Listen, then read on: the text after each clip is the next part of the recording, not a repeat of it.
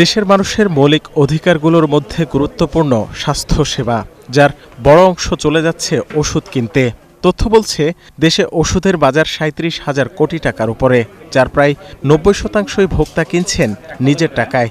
ফলে দাম বৃদ্ধির বড় চাপ সইতে হচ্ছে নিয়মিত। পিপিআরসির ভার্চুয়াল আলোচনায় বিষয়টি তুলে ধরে বক্তারা জানান, জরুরি এই পণ্যের দাম নিয়ন্ত্রণের ক্ষমতা সরকারের হাতে থাকলেও আইনের মারপ্যাচে সুবিধা নিচ্ছে সিন্ডিকেট। তড়িঘড়ি করে তালিকা ও মূল্য নির্ধারণ পদ্ধতি বাতিল তারই অংশ। ওষুধ কোম্পানিগুলো নিজেরা প্রাইস ফিক্সিং করছে। ওষুধ প্রশাসনের কাজ হচ্ছে রাবার স্ট্যাম্প হিসেবে সেটাকে লিগালাইজ করা, তাদের নিজস্ব কোনো ক্ষমতাই নেই। 2026 সালের আদেশটা অবশ্যই পুরোপুরিভাবে বহাল করতে হবে, এই বাতিল আদেশটা বাতিল করতে হবে। তবে শিল্প মালিকদের দাবি, তালিকায় থাকা ১১৭টি ওষুধের মধ্যে অন্তত ৪০টির উৎপাদন বন্ধ হয়ে গেছে। সময়মতো মূল্য সমন্বয় না করার ফলেই এমন সংকট।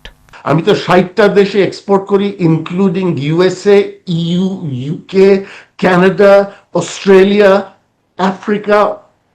আমি বলছি প্রাইস কন্ট্রোল করে না, দুনিয়াতে প্রাইস কন্ট্রোল করে না।